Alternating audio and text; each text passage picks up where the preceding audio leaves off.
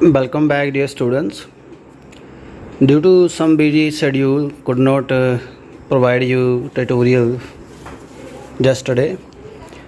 So today I am starting their environment chemistry unit number 14 from +1 NCERT chemistry.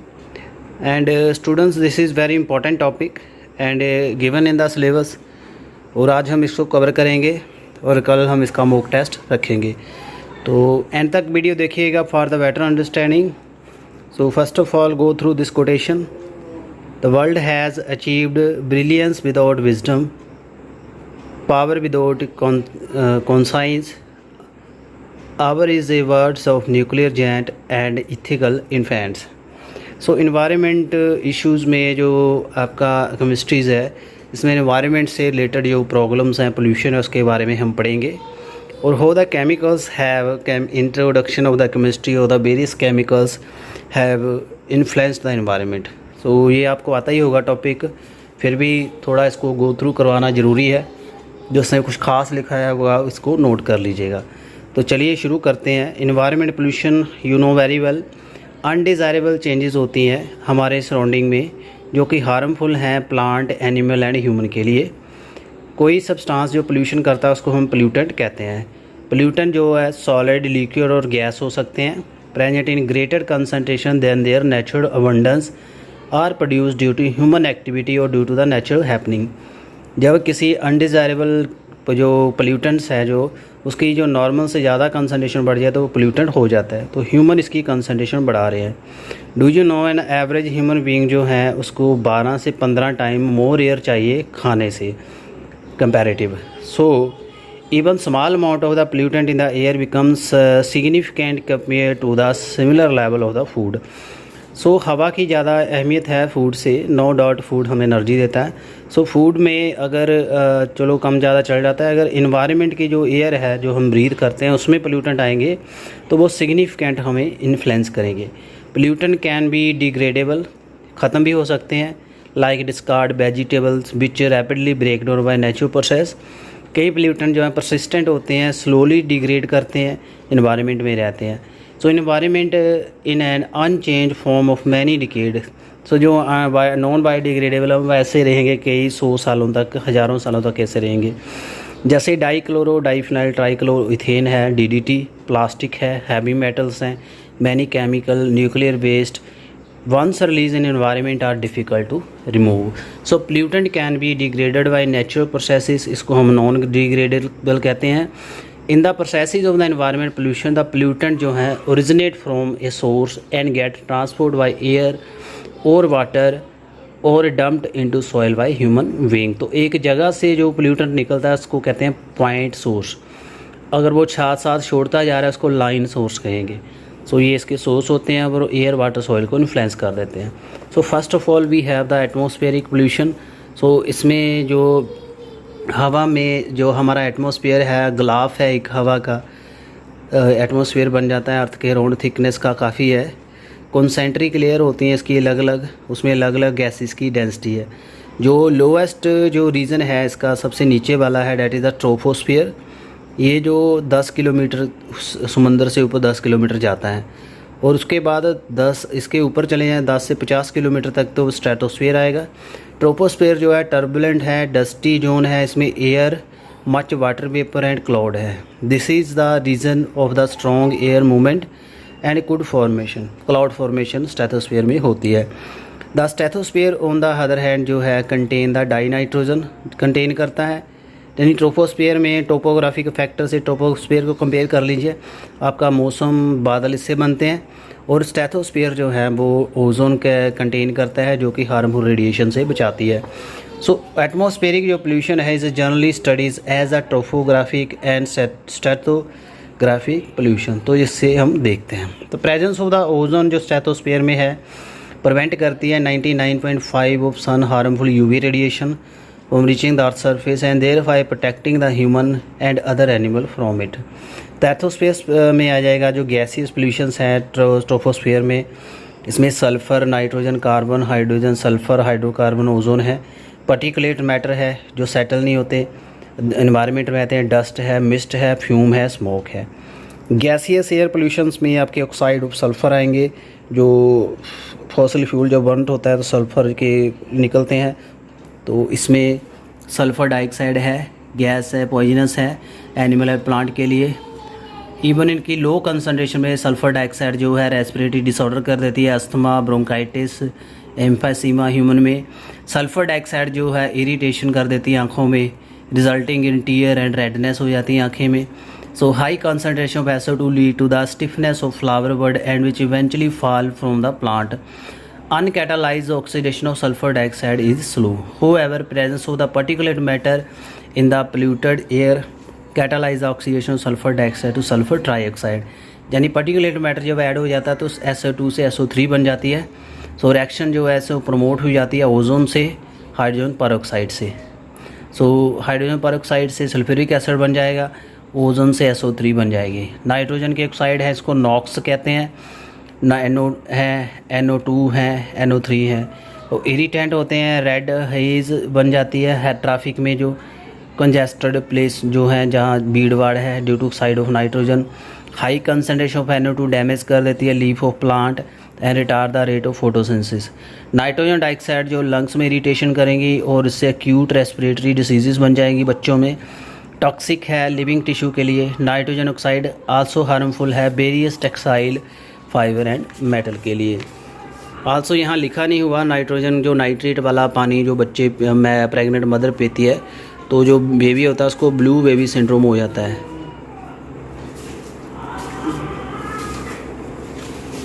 तो इससे blue baby syndrome हो जाएगा, बच्चे का जो हीमोग्लोबिन है वो डिग्रेड होना शुरू हो जाता है उन बच्चों में और बच्चे ज़्यादा ब्लू कलर के होते हैं, उनके लिप्स जो हैं ब्लू कलर के हो जाते हैं। सो नाइट्रेट पोल्यूशन से होता है। हाइड्रोकार्बन जो हैं जो हाइड्रोजन कार्बन के बने होते हैं और इनकम्प्लीट कम्बस्शन फ्यूल जब होती है इनकी तो पोल्यूशन कोज करते हैं। ज़्यादा कैंसर कोज करने वाले इससे केमिकल निकलते हैं जिसको कार्सिनोजेनिक कहते हैं, कैंसर कोज करते हैं। प्लांट के लिए प्लांट की ageing, breakdown of tissue, shedding of leaf करवा देते हैं और इससे फ्लावर एंड ट्विग्स भी टूट जाती हैं। ऑक्साइड ऑफ कार्बन में कार्बन मोनोऑक्साइड है। फर्स्ट ऑफ ऑल ये सबसे सीरियस एयर पोल्यूटेंट है, कलरलेस है, ऑडरलेस है, हाईली पॉइजनस है ह्यूमन के लिए। इसकी एबिलिटी ज़्यादा है, ब्लॉक कर देता है ऑक्सीजन की एसोसिएशन इन द हीमोग्लोबिन के साथ टिश्यू में ऑक्सीजन नहीं जाने देता। जब इनकम्प्लीट कम्बस्शन होती है कार्बन की तो कार्बन मोनोऑक्साइड बनता है, मेनली रिलीज़ होता है into air by automobile exhaust. Other sources इसके हैं कार्बन मोनोऑक्साइड प्रोड्यूस करते हैं जो और भी हैं involve the incomplete combustion of coal, firewood, जो फायरवुड है, पेट्रोल है, इससे निकलता है ये। नंबर ऑफ व्हीकल है been increasing over the year all over the world. काफ़ी हर साल व्हीकल बन रहे हैं, उससे कार्बन मोनोऑक्साइड का लेवल बढ़ रहा है।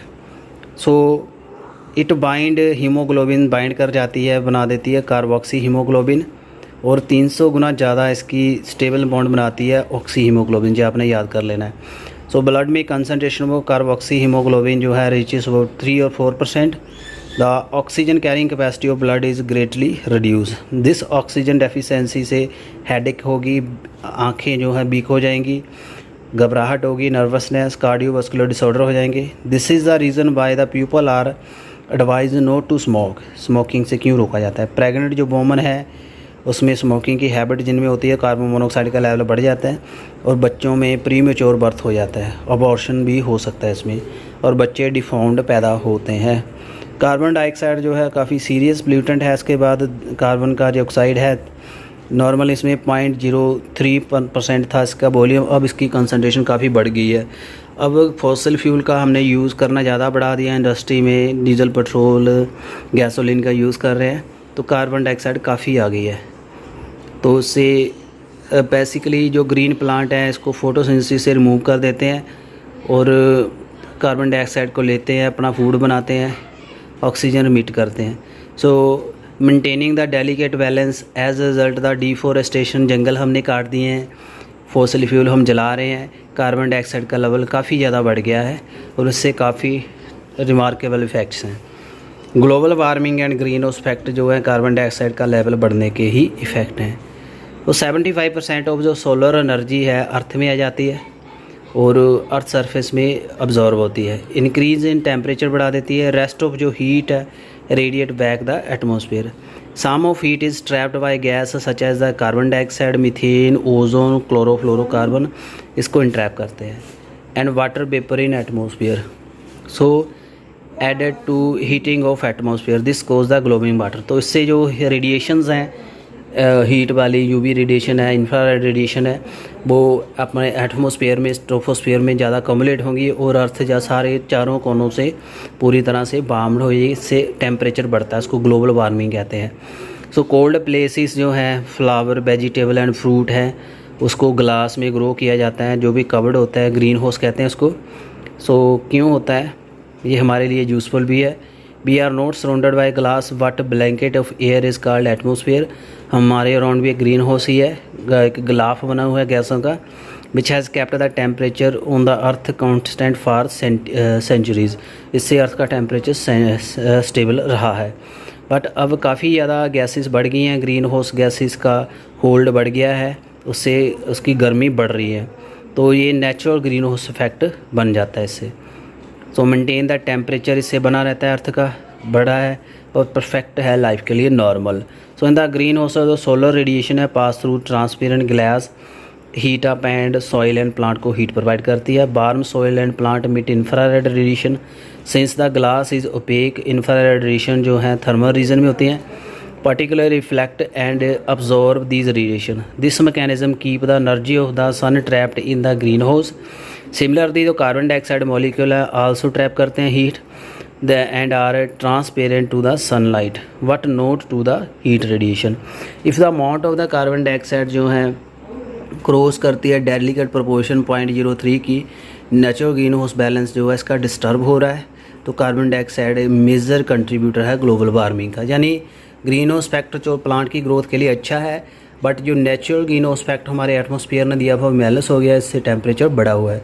Beside carbon dioxide other green house gases हैं, जैसे मीथेन है, वाटर वेपर है, नाइट्रोजन ऑक्साइड, ये इंपॉर्टेंट क्वेश्चन है, याद कर लेना। Chlorofluorocarbon, ozone.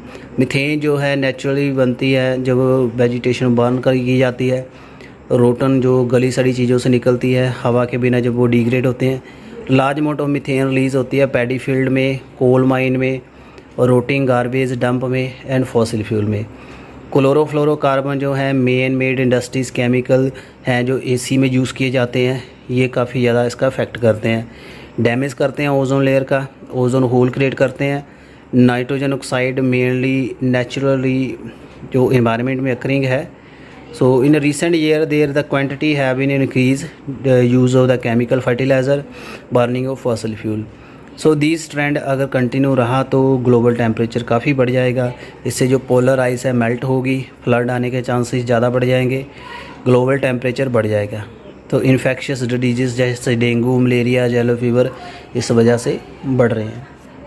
तो उसके बाद है एसिड रेन। एसिड डिपॉजिट देख सकते हो आप, डैमेज टू वेजिटेशन से एसिड का फॉरेस्ट को ख़त्म कर रहा है। वाटर वेपर, कोल्ड और सल्फर डाइऑक्साइड, नाइट्रोजन डाइऑक्साइड जो वेपर होकर sulphuric acid and nitric acid बना रहे हैं एटमॉस्फेयर में, रेन की फॉर्म में निकलता है, इसको एसिड रेन हम कह देते हैं। सो रेन वाटर की पीएच 5.6 होती है H पॉजिटिव आयन की वजह से, बट जैसे जैसे इसमें कंसनट्रेशन एसिड्स की बढ़ जाती है तो इसकी कंसनट्रेशन बढ़ जाती है, पीएच कम हो जाती है, तो इससे ये हाईली पॉइजनस बन जाता है। तो कार्बन वाटर है, इससे H2CO3 बन रहा है, फिर इससे बाइकार्बोनेट आयन बन रहे हैं। जो पीएच रेन वाटर की जो 5.6 से बन जाती है इसको हम एसिड रेन कहते हैं। 5.6 के नीचे जाने वाली रेन जो है वो एसिड रेन है। तो इससे काफ़ी ज़्यादा इफ़ेक्ट्स होते हैं। एटमॉस्फेयर डिपॉजिट अर्थ सरफेस में oxide of nitrogen and sulphur जो है एसिडिक इन नेचर है, blown by wind along the solid particles in the atmosphere and finally settle down on the ground and the die deposits or in the water, fog and snow as better deposition। तो ऐसे इकट्ठा हो जाता है acid. ये acid rain जो है जो बाई प्रोडक्ट है, काफ़ी ह्यूमन एक्टिविटी से बनता है, ऑक्साइड एंड नाइट्रोजन के निकलने से। तो इंडस्ट्री से या ऑटोमोबाइल से निकलती हैं जो गैसें पानी से कम्युलेट होके ये बना देती हैं। सो अमोनियम साल्ट जो हैं प्रोड्यूस बन जाते हैं और can be seen atmosphere haze निकलती है, एरोसोल ऑफ फाइन पार्टिकल्स। जो एरोसोल जो हैं पार्टिकल्स हैं oxide of ammonium salt in raindrop result in better deposition. SO2 is also absorbed directly in the both solid and liquid surface and deposit in dry. तो SO2 जो है dry deposition हम इसको कहते हैं। Ammonium जो है इसको एरोसोल कम बनाता है तो उसको बेट कहते हैं।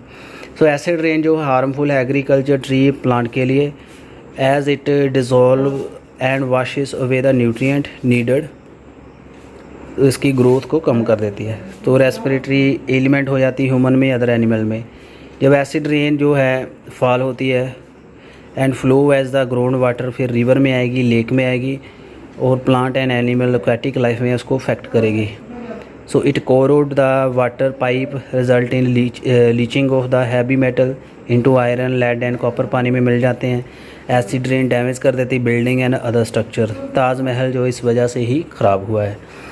तो ताजमहल का इफेक्ट देख सकते हो, जैसे कैल्शियम कार्बोनेट है, सल्फ्यूरिक एसिड से कैल्शियम सल्फेट बनता है, वाटर एंड कार्बन डाइऑक्साइड। तो इस वजह से जो मार्बल है कैल्शियम कार्बोनेट है वो ख़त्म हो रहा है, उसकी नेचुरल ब्यूटी ख़त्म हो गई है। सो जो प्लेन एम है clearing the air in the Taj trapezium area that include the town of Agra, Firozabad, Mathura and वर्थपुर, उसको साफ़ किया जाता है, उसको ट्रेपीजियम कहते हैं। इन एरिया को मिला के बनता है trapezium. Under this plan more than 2000 polluting industry जो हैं ट्रेपीजियम में उसको स्विच करते हैं over the use of natural gas and liquefied petroleum. Coal की जगह पे इसको जो CNG से इंडस्ट्री को चलाया जा रहा है, क्योंकि ये उसके सराउंडिंग है ताजमहल के और काफ़ी ज़्यादा गैसेस प्रोड्यूस कर रही है। तो इस वजह से हम इस पोल्यूशन को रोक सकते हैं। पार्टिकुलेट मैटर है, पार्टिकुलेट मैटर जो है मन्यूट सॉलिड पार्टिकल्स और लिक्विड ड्रॉपलेट होते हैं एयर में। सो प्रेजेंट होते हैं इनमें vehicle emission, smoke particles from the fire, dust particle and the ash from the industries, उससे निकलते हैं। पार्टिकुलेट्स जो हैं इन द एटमॉस्फेयर में भी वायबल है नॉन वायबल। द वायबल जो पार्टिकुलेट्स है इसमें बैक्टीरिया, फंजाई, मोल्ड हैं, जे माइक्रोब्स होते हैं, जे जर्मिनेट कर जाते हैं एंड माइनट लिविंग ऑर्गेनिज्म है। तो ह्यूमन बीइंग जो है इसके लिए, ह्यूमन बीइंग के लिए जो एलर्जिक है, एलर्जिक रिएक्शन कर देते हैं, जैसे फंगस है। नॉन वायबल जो है इसमें केमिकल्स आ जाते हैं, जैसे स्मोक पार्टिकुलेट्स हैं, इसमें सॉलिड और mixture of solid and liquid आएंगे। ऑर्गेनिक मैटर जब कम्बस्चन होता है तब बनते हैं, जैसे सिगरेट स्मोकिंग में burning of fossil fuel, garbage and dry leaf oil smoke. Dust जो है is composed of fine solid particle 1 micrometer से साइज़ का ज़्यादा होता है, produce during the crushing, grinding and attribution of the solid material, तब बनती है। तो sand from the sand blasting, सार dust from the wood work, pulverise coal, cement and the fly ash from the factories dust room and the some typical example जो है particulate matter की हैं। Mist जो है प्रोड्यूस, ये particulate matter हैं, spray and liquid से बनती है जब वो कंडेंस हो जाते हैं, जैसे सल्फ्यूरिक एसिड मिस्ट है, हर्बिसाइड एंड इंसेक्टिसाइड जो स्प्रे करते हैं तब ये बनती है। फ्यूम जो है generally obtain by condensation of the vapour during the sublimation distillation, तो वो फ्यूम बन जाती है। Boiling and several other chemical reaction से generally organic solvent, metal and metallic oxide जो है फ्यूम बनाते हैं। इफेक्ट ऑफ पार्टिकुलेट मैटर जो काफ़ी ख़तरनाक है इसका। सो एयर ब्रोम पार्टिकल जैसे डस्ट, फ्यूम, मिस्ट जो हैं डेंजरस हैं ह्यूमन हेल्थ के लिए। पार्टिकुलेट मैटर जो है बिगर देन 5 माइक्रोमोन, जो इससे ज़्यादा है, नेज़ल पास से इसको ब्लो करता है। जो 1 माइक्रोमीटर का है वो लंग्स तक चला जाता है easily. Lead use to be major pollutant है, मेनली इसका मीटर बाय व्हीकल। लेड जो पेट्रोल वाला लेड है use to the primary source airborne lead mission in Indian cities. So this problem has no been overcome by using the unleaded petrol. अब lead free petrol का use किया जा रहा है। तो पहले लेड यूज़ करते थे, वो काफ़ी इसके ड्रास्टिक फैक्ट हैं, इसलिए पोल्यूट को ख़त्म कर दिया है, अब उसको यूज़ नहीं किया जाता है। स्मोक जो है dry from the smoke word है, फोग एंड स्मोक मिलके बन जाती है। तो इसमें फर्स्ट आती है क्लासिकल स्मोक। क्लासिकल स्मोक जो है कूल ह्यूमिड क्लाइमेट में बनते हैं, स्मोक एंड फोग से, सल्फर डाइऑक्साइड से मिलने से। फोटोकेमिकल स्मोक जो है ड्राई सनी क्लाइमेट में बनती है। मेन कॉमन है फोटोकेमिकल स्मोक में जो एक्शन ऑफ सनलाइट जो हो जाती है अनसैचुरेटेड हाइड्रोकार्बन में, नाइट्रोजन ऑक्साइड से। तो इस जो ऑटोमोबाइल से बनते हैं उसके ऊपर जब रेडिएशंस पड़ती है फिर बनती है ये वो फोटोकेमिकल स्मोक में केमिकल बनता है जिसको पैन कहते हैं, पर एसीटाइल नाइट्रेट। ये आपने याद कर लेना है। फॉर्मेशन ऑफ फोटोकेमिकल स्मोक कैसे होती है?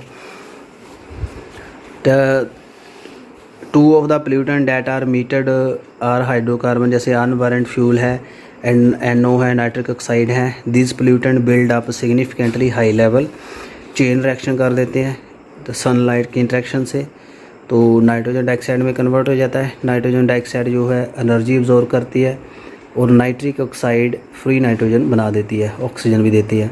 ऑक्सीजन जो है एटम है वेरी रिएक्टिव है और कंबाइन करते हैं ऑक्सीजन से ओजोन बनाते हैं। ओजोन फॉर्म इन द बाबर रिएक्शन जो है रैपिडली रिएक्ट करती है NO से एंड रीजनरेट NO2 गैस, ऐसे बनती है। ओजोन जो टॉक्सिक गैस है बोथ NO2 एंड O3 जो है टॉक्सिक है, स्ट्रॉन्ग ऑक्सीडाइजिंग एजेंट है and can react with the unburned hydrocarbon, उससे ये रिएक्ट कर जाते हैं। तो जब ये रिएक्ट करती है ओजोन मीथेन से करेगी, फॉर्मेल्डिहाइड बनेगा, एक्रोलीन बनता है, फिर बनता है पर एसीटाइल नाइट्रेट जो मैंने अभी बताया। ये सारे जो है इसको हम फोटोकेमिकल स्मोक का नाम देते हैं। तो फोटोकेमिकल स्मोक के काफ़ी अब्रेसिव इफ़ेक्ट्स हैं। सो पैन जो है ओजोन एंड पैन है पावरफुल आई इरिटेंट है, इरिटेशन करेंगे, जलन करेंगे। Ozone and nitric oxide irritate nose, throat and high concentration जो इससे हेडेक हो जाती है, चेस्ट पेन हो जाती है, dryness, throat, cough, difficulty in breathing.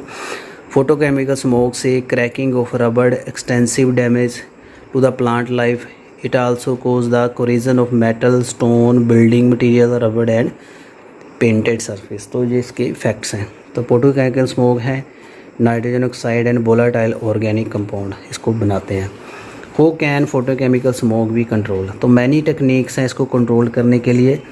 सो इसमें प्राइमरली प्रिकर्सर और फोटोकेमिकल स्मोक है इसको कंट्रोल करना है, जैसे NO2 है हाइड्रोकार्बन में। सेकेंडरी जो प्रिकर्सर है इसके ओजोन एंड पैन है। फोटोकेमिकल स्मोक विल ऑटोमेटिकली भी रिमूव जब इसको हम ख़त्म कर देंगे। यूजली कैटालिटिक कन्वर्टर हम लगाते हैं ऑटोमोबाइल में जो प्रिवेंट करता है release of nitrogen dioxide and hydrocarbon in atmosphere. Certain जो प्लांट्स हैं, पाइनस हैं, यूनिपेरस हैं, क्वेरिकस हैं, पायरस हैं, बाइटस हैं, ये ऑटोमेटिकली इसको ख़त्म कर देते हैं, मेटाबोलाइज कर लेते हैं। तो इन प्लांट को ग्रो करने से भी फोटोकेमिकल स्मोक को हम रोक सकते हैं। उसके बाद आता है स्ट्रेटोस्फीयर पोल्यूशन। स्ट्रेटोस्फीयर पोल्यूशंस में बेसिकली ओजोन की ब्रेकडाउन है, फॉर्मेशन है, यूवी रेडिएशन से ये टूट जाती है, तो यूवी रेडिएशन से ही बनती है। तो ओजोन जो है थर्मोडायनेमिकली अनस्टेबल है and decompose to molecular oxygen. So dynamic equilibrium इसमें बनना ज़रूरी है इसकी प्रोडक्शन एंड डिकम्पोजिशन में। रिसेंट ईयर में जो है रिपोर्ट किया गया है ओजोन की डिप्लीशन हुई है प्रोटेक्टिव जोन में because the presence of certain chemical जो ऐड हुए हैं स्ट्रेटोस्फीयर में।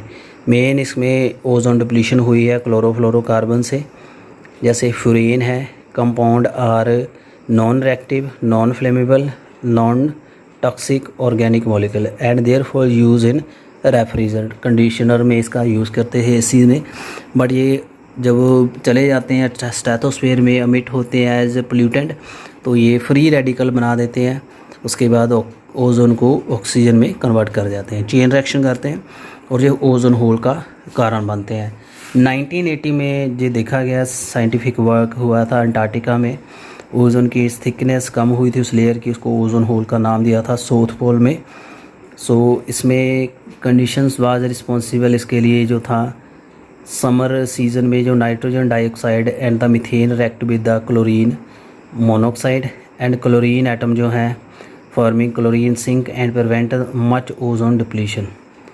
Where as the winter special जो type of the cloud called the polar stratosphere cloud बने थे अंटार्कटिका में।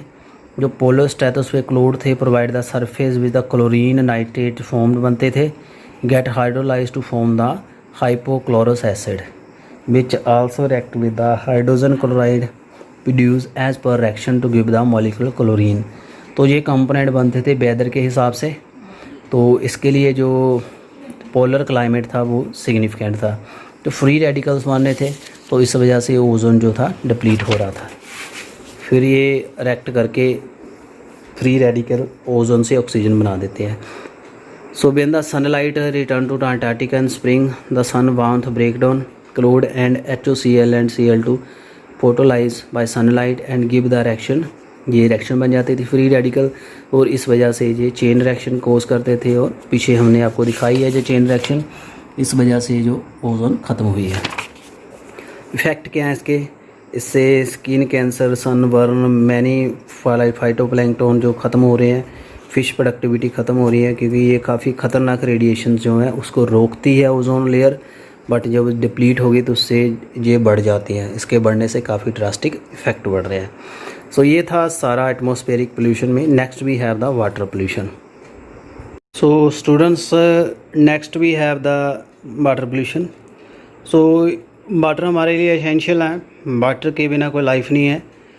सो वाटर हम लेते हैं, काफ़ी नेचर ने हमें प्रोवाइड किया है, प्योर है, इसकी प्योरिटी हम समझते हैं, क्वालिटी इसकी इंश्योरेंस की जाती है। सो पोल्यूशन ऑफ वाटर जो है ह्यूमन एक्टिविटी से बना है। Through the different path pollution reaches the surface और ग्राउंड वाटर, और काफ़ी सोर्सेज हैं इसके, देख सकते हैं यहाँ पोल्यूटेंट हैं जो करते हैं, जो सोर्सेज हैं, माइक्रोब्स हैं, ऑर्गेनिक वेस्ट हैं, plant, toxic heavy metal, sediment, pesticide, radio active heat, ये सारा यहाँ से पढ़ लीजिए। और इतना लेंथी नहीं और ट्यूटोरियल बनेगा, फिर मेन मैंने यहाँ लिखा हुआ है, जहाँ से नोट कर लीजिए। तो कॉजेस क्या हैं इसके? पैथोजेंस हैं, माइक्रोब्स हैं, जो बैक्टीरिया, वायरस, फंगस हैं, ये हवा में मिल जाते हैं, गंदगी में पैदा होते हैं, वेस्ट से, डंप से, तो ये बीमारियां करते हैं, पानी में मिल जाते हैं। ऑर्गेनिक में जो ऑर्गेनिक वेस्ट है, जैसे ग्रास है, ट्रास है, लीव्स है, ये पोल्यूट करते हैं। लार्ज जो पॉपुलेशन ऑफ बैक्टीरिया है decompose the organic matter present in waste, they consume oxygen and dissolve in water. तो पानी की जो ऑक्सीजन है उसको डिज़ोल्व ऑक्सीजन कम कर देते हैं, क्योंकि जो बैक्टीरिया उसको ख़त्म करेंगे पोल्यूशन को, तो इस वजह से ऑक्सीजन कम हो जाती है, जो एक्वाटिक ऑर्गेनिज्म के लिए ख़तरनाक है। कोल्ड वाटर में डिज़ोल्व ऑक्सीजन जो है reaches concentration up to 10 ppm, whereas जो एयर जो ऑक्सीजन है इतनी ज़्यादा है। That's why even the moderate amount of organic जो वेस्ट है डिकम्पोज द वाटर क्वालिटी, उसकी ऑक्सीजन ख़त्म कर देता है। सो डिज़ोल्व ऑक्सीजन जो इम्पोर्टेंट है एक्वाटिक लाइफ के लिए। So if the concentration dissolve oxygen 5 ppm 6 ppm से कम हो, फ़िश की ग्रोथ रुक जाती है। Oxygen reaches water either through the atmosphere और from the processes of photosynthesis carried out by many aquatic organism, ऐसे आती है। बट जब इसका लेवल कम होगा, जब गंद ज़्यादा पड़ जाएगा, डंप पड़ जाएगा, ऑर्गेनिक मैटर का कम्युलेट होगा, उसको ख़त्म करने के लिए बैक्टीरिया को ज़रूरत पड़ेगी, BOD बढ़ जाएगी, DO कम हो जाएगी। If too much of organic जो मैटर ऐड किया जाएगा तो अवेलेबल ऑक्सीजन यूज़ हो जाएगी। So the amount of oxygen required bacteria to break down the organic matter per unit volume के हिसाब से इसको कहते हैं बायोकेमिकल ऑक्सीजन डिमांड, वो बढ़ जाती है। जितनी ज़्यादा BOD होगी उतनी ज़्यादा पानी पोल्यूटेंट होगा। केमिकल पोल्यूटेंट्स हैं, कुछ केमिकल्स हैं जैसे कैडमियम है, मरकरी है, निकल्स हैं, इंपॉर्टेंट क्लास ऑफ पोल्यूटेंट है पानी के। ऑल दीज मेटल्स जो है डेंजरस हैं ह्यूमन के लिए, time to time it crosses tolerant limit जब बढ़ जाए। सो दीज मेटल्स जो है डैमेज करते हैं kidney, central nervous system, liver को। एसिड, सल्फ्यूरिक एसिड वगैरह बनाते हैं from the mine, drainage and salt from many different source including the raw salt, जो the melt snow and the ice to colder climate। so water soluble जो chemicals हैं ये ऐसे pollutant बन जाते हैं, पानी में डिज़ोल्व हो जाते हैं और पानी की क्वालिटी ख़त्म करते हैं। ऑर्गेनिक जो केमिकल्स हैं अनदर ग्रुप है इसमें, जो पानी को पोल्यूट करेंगे, जैसे पेट्रोलियम है, सोर्स ऑफ पानी का पोल्यूट कर देता है। जैसे ओशन में कई बार पनडुब्बियाँ सबमरीन ऑयल वाली डूब जाती हैं, स्पिलेज हो जाती है, उससे काफ़ी फिशेस मर जाती हैं। उसके बाद पॉली जो क्लोरीनेटेड बाइफिनाइल्स हैं ये आते हैं इंडस्ट्री से। क्लीनिंग सॉल्वेंट हैं, डिटर्जेंट, फर्टिलाइजर्स में यूज़ किए जाते हैं, ये भी पोल्यूटेंट है। PCB suspected to be carcinogenic, cancer cause करते हैं।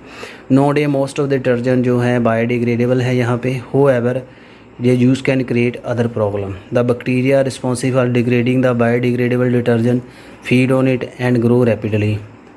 So while growing they may use all the oxygen dissolving and lack of oxygen kill the other aquatic life। So जो ऑर्गेनिक जो डिटर्जेंट्स हैं उसका ये भी नुकसान है, इससे जो बैक्टीरिया जो है ज़्यादा ग्रो करेंगे वो पानी की ऑक्सीजन भी कम कर देंगे। और जो मेटल्स जो कम्युलेट हो जाती हैं, साल्ट कम्युलेट हो जाते हैं पानी में, उसको कहते हैं यूट्रॉफिकेशन। तो इससे जो एल्गीज़ हैं, ब्लू ग्रीन बैक्टीरिया जो हैं, एल्गीज़ हैं, वो ज़्यादा ग्रो कर जाते हैं, इसके ब्लूम बन जाते हैं। इसको हम क्या कहते हैं, एल्गल ब्लूम, ये यहाँ टर्म लिखी हुई है। एंड ये सारा जो प्रोसेस है इसको यूट्रोफिकेशन कहेंगे। इंटरनेशनल स्टैंडर्ड हैं ड्रिंकिंग वाटर के, तो इसमें पैरामीटर जैसे फ्लोराइड की कंसंट्रेशन है, फ्लोरीन का लेवल सेट किया जाता है, ज़्यादा बढ़ने से प्रॉब्लम क्रिएट करता है। सॉल्युबल फ्लोराइड जो added to drinking water to bring concentration of 1 ppm इसकी होनी चाहिए। F नेगेटिव आयन जो इनेबल फॉर्मेशन करते हैं, दांतों की फॉर्मेशन कराते हैं, बट जब बढ़ जाता है तो टूथ की डिटे करवा देते हैं, टूथ डिके हो जाता है, एनामल डिक्रे होना शुरू कर जाता है। इससे जो टीथ हैं ब्राउन मोल्टिंग हो जाती हैं। At the same time excess of fluoride जो है cause the harmful effect on the bone and teeth, तो ये राजस्थान में देखा गया है। लेड जो है ड्रिंकिंग वाटर में लेड से कंटामिनेशन ज़्यादा हो जाती है, पाइपलाइन जो है उसमें लेड आ जाएगा, ठीक है। लेड फ्री पाइप यूज़ की जा रही है अब, तो इससे liver and reproductive system damage होता है। सल्फेट्स जो है ग्रेटर देन 500 ppm ये सेट किया है। नाइट्रेट जो है 50 pm। अदर मेटल्स यहाँ देख सकते हो, ये पानी में इसका प्रिस्क्राइब्ड परफॉर्मा दिया हुआ है। उसके बाद आता है लास्ट में सॉइल पोल्यूशन, जो मिट्टी का पोल्यूशन है ये भी हो रहा है।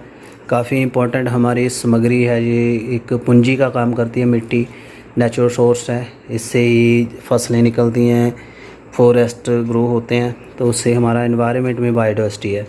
सो पेस्टिसाइड जो है prior to world war 2 many जो नेचुरल अकरिंग केमिकल्स हैं, निकोटोन्स हैं, प्लांट जो टोबाकू से निकलते हैं, बर use in the paste controlling में यूज़ किए जाते थे। ड्यूरिंग वर्ल्ड वार 2 DDT जो है इसको ग्रेट यूज़ किया गया, इससे जो इंसेक्ट को ख़त्म करना, मच्छर वगैरह, बट अब इसकी टॉलरेंस बढ़ गई है। अब DDT जो है हमारे लिए एक परसिस्टेंट टॉक्सिक है, क्योंकि ये अकोमुलेट हो जाती है हमारे लीवर सेल में, फैटी टिश्यू में कम्युलेट होगी तो डिग्रेड नहीं होगी, नॉन बायोडिग्रेडेबल है। फिर इसका लेवल बढ़ना शुरू हो जाता है मॉलिक्यूलर लेवल में, पानी में आ गई, एक्वेटिक लाइफ में, फ़िश छोटी में, बड़ी फ़िश में, सबसे बड़ी फ़िश में, फिर ह्यूमन उसको खाएगा। ऐसे ये DDT कम्युलेट हो रही है, तो इसके पोल्यूटेंट को कम्युलेट होने को कहते हैं हम बायो मैग्नीफिकेशन। सो इसके लिए एक टर्म आती है बायो मैग्नीफिकेशन। सो यहाँ लिखी नहीं है, वैसे आप नोट कर लीजिएगा, that is called the biomagnification. So ये इसका नुकसान है। Not only the DDT, other कई और भी केमिकल्स हैं, BHC हैं, या और जो स्प्रे वगैरह करते हैं वो नुकसान करती है, तो ऐसा इसका इफेक्ट हुआ है। मोस्ट ऑफ जो जैसे केमिकल्स हैं जो नदीन ख़त्म करते हैं उसको हर्बिसाइड कहते हैं, जैसे sodium chlorate, sodium arsenate, many other हैं। First half of the last century जो shift from the mechanical to chemical weed control हमने यूज़ किया, हम अब टूल्स का यूज़ नहीं करते, केमिकल का यूज़ कर रहे हैं, इसलिए ये इकट्ठे हो रहे हैं और इन्वायरमेंट को नुकसान कर रहे हैं। काफ़ी हर्बिसाइड जो टॉक्सिक है मैमल के लिए, not as persistent as micro organochloride, these chemicals decompose in few month like organochloride to become concentrated in food web. Some herbicide जो हैं बर्थ डिफेक्ट करते हैं। स्टडी के पता चला है तो फील्ड में हर्बिसाइड का स्प्रे करना ज़्यादा, इंसेक्ट का अटैक बढ़ जाता है, यानी जितना करोगे उतने इंसेक्ट जो उसके लिए रेजिस्टेंट हो जाएंगे, उसके उतना ज़्यादा उसका इफेक्ट बढ़ जाएगा। इंडस्ट्रियल्स वेस्ट काफ़ी ज़्यादा है, इंडस्ट्रीज़ के वेस्ट हैं, जो उसके एफुलेंट्स हैं, जो वेस्ट वाटर है उसमें केमिकल्स होते हैं। फर्टिलाइजर्स इंडस्ट्रीज़ में जिप्सम हजार्डियस वेस्ट हैं, इन्फ्लेमेबल हैं, डिकम्पोज एक्सप्लोज हो जाते हैं, हाईली रिएक्टिव सब्सटेंस प्रोड्यूस होते हैं। Dealing with metal, chemical, drug, pharmaceutical industries में पेस्टिसाइड, रबर, ये सारे आपके सॉइल एंड वाटर में मिल जाते हैं। Disposal of the non degradable industrial जो सॉलिड वेस्ट है, if not done by proper way may cause a serious threat to environment. So new innovation जो बनी है इसको रोकने के लिए, नो डे जो फ्लाई ऐश है, स्लैग है फ्रॉम द स्टील इंडस्ट्री, उसको यूटिलाइज़ किया जाता है सीमेंट में, ये अच्छा एक तरीका है। तो क्वांटिटी ऑफ टॉक्सिक वेस्ट जो हैं डिस्ट्रॉय किया हुआ है, कंट्रोल्ड इनक्रीनेशन जो इसको इलेक्ट्रिसिटी में बर्न कर देते हैं, तो उससे पूरी तरह ख़त्म हो जाते हैं। तो इसको टेक्निक्स को यूज़ करना काफ़ी ज़रूरी बन गया है। स्ट्रेटजीज हैं काफ़ी इसको कंट्रोल करने के लिए, कैसे हमने कंट्रोल करना है पोल्यूशंस। तो इसमें air, water, soil, industry pollution, radio active pollution सारा कंट्रोल करना ज़रूरी है। वेस्ट मैनेजमेंट के लिए हमारे पास जो सीवरेज ट्रीटमेंट प्लांट होने चाहिए, पानी का primary, secondary treatment, tertiary treatment, मैंने आपको बताया था काफ़ी पुराने वीडियो में कैसे करते हैं, वो ज़रूरी है। इससे biogas plant, gobar gas plant हम लगा सकते हैं। Collection and disposal, domestic waste जो है इसको कलेक्ट करना, डिस्पोज़ करना, डंप नहीं करना, उसका बड़ा ज़रूरी है। आपको जो डस्टबिन है उसकी प्रॉपर डेफिनेशन आनी चाहिए, येलो रेड ग्रीन कलर में कौन सा वेस्ट रखना है, जो हज़ार्डियस वेस्ट है उसको कैसे डिस्पोज करना है, कैसे हैंडलिंग करना है, ये सारा आपको आना चाहिए। ग्रीन केमिस्ट्री का मीनिंग है आपने जो एनवायरनमेंट फ्रेंडली केमिकल यूज़ करना है इसको ग्रीन केमिस्ट्री का नाम दिया जाता है। ग्रीन केमिस्ट्री का वे है जिसमें हम thinking and about utilising the existing knowledge and principle of chemistry science to reduce the adverse effect on the environment. Chemicals ऐसे यूज़ करने, ऐसे बिहेव से जिससे हम वेस्ट को कम कर जाते हैं। So by product generated during a process if not use gainfully add environment pollution. जो बाय प्रोडक्ट है उसको हमने ख़त्म करना है, ठीक है ना। तो जैसे ऑर्गेनिक सॉल्वेंट है, benzene, toluene, carbon tetrachloride highly toxic है, इसको हम यूज़ कर सकते हैं। So as you know the chemical reaction involve the reactant attacking reagent and the medium in which the reaction take place. आपको पता ही है सारा। Extent of any reaction depend on the physical parameter, temperature, pressure, catalyst in the chemical reaction. If the reactant are fully converted in useful product by using the environment friendly medium, then would be no chemical pollutant. तो reaction complete करवाना appropriate medium देना जरूरी है। During the synthesis, care must be taken to choose the starting material that should be converted into the end product. तो end product बनाना ज़रूरी है, by product कम बने, तो इसके लिए अच्छा मेथड है। सो नोबेल प्राइज़ इसके लिए ग्रीन केमिस्ट्री में यूविस कोचविन है, रॉबर्ट ग्रूविश है, और थर्ड ये है सेक्रोक। तो इन्होंने काफ़ी ज़्यादा अच्छे इन्वेंशंस की हैं जो नीचे लिखी हैं, आप इसको खुद रीड आउट कर सकते हो। इंस्टीट्यूशन ऑफ टेक्नोलॉजी कैम्ब्रिज में है, USA में इन्होंने नोबेल प्राइज़ इनको मिला है। Development of the metathesis method in the organic synthesis way to rearrange the group of atom within the molecule that the royal Swedish academy science जो likened to dance in which the couple changes pattern. So the metathesis has tremendous commercial potential है pharmaceutical में, biotechnology में, food stock में। जो इन्होंने reactions को कैसे enhance करना है, बायो प्रोडक्ट कैसे कम करने हैं, प्रोडक्ट की यील्ड कैसे बढ़ानी है, इन्होंने इसके ऊपर काम किया है। तो this represent the great step forward the green chemistry, reducing the potentially hazardous waste को कम करना। मैथासियास इज एग्जाम्पल है of how important application of basic science is for beneficial to man, society and environment. So green chemistry जो हमारे लिए है dry cleaning of cloth, जैसे क्लोरोइथीन्स है टेट्रा, इसको यूज़ किया जाता है ड्राई क्लीन कराने के लिए। कंपाउंड जो contaminate the ground water and also suspected carcinogen, तो इसके लिए हम रिप्लेस किया गया है लिक्विफाइड कार्बन डाइऑक्साइड को विद द सूटेबल डिटर्जेंट, तो इससे कोई नुकसान नहीं होता। दीज डेज जो हाइड्रोजन परऑक्साइड है use for the purpose of bleaching cloth in the process of laundry, तो ये ब्लीचिंग ऑफ पेपर, क्लोरीन जो है इसको यूज़ किया जाता था, पर अब हम हाइड्रोजन परऑक्साइड करते हैं। सिंथेसिस ऑफ केमिकल्स हमने बढ़ाया, जैसे इथेनॉल है कमर्शियली प्रिपेयर्ड कराया था वन स्टेप रिएक्शन से, तो मल्टी स्टेप करवाने से हमें ज़्यादा इकोनॉमी लगती है और काफ़ी बाय प्रोडक्ट बनते हैं। सो लास्ट में we have the summary for the whole chapter. तो उम्मीद करता हूँ आपको ये टॉपिक ग्रीन केमिस्ट्री जो मेन इसमें एम्फेसाइज है समझ आया होगा। तो ये एग्जांपल्स काफ़ी पूछी जाती हैं एग्जांपल पेपर्स में, तो आई होप जो मेरा ये ट्यूटोरियल आपके लिए हेल्पफुल रहेगा। और भी वंडरफुल वीडियो के लिए चैनल के साथ बने रहिए। और मैंने ऑलरेडी आपको एक चैप्टर करवाया था पूरा अदर बुक से, NCERT से नहीं करवाया, फिर भी रिवाइज करा दूंगा। That was the chemistry in everyday life, उसको भी हम जल्दी फिनिश करेंगे। तो थैंक यू वेरी मच। कैसा वीडियो लगा काइंडली कमेंट करना, और बाकी के वंडरफुल वीडियो के लिए चैनल के साथ बने रहिए। Thank you.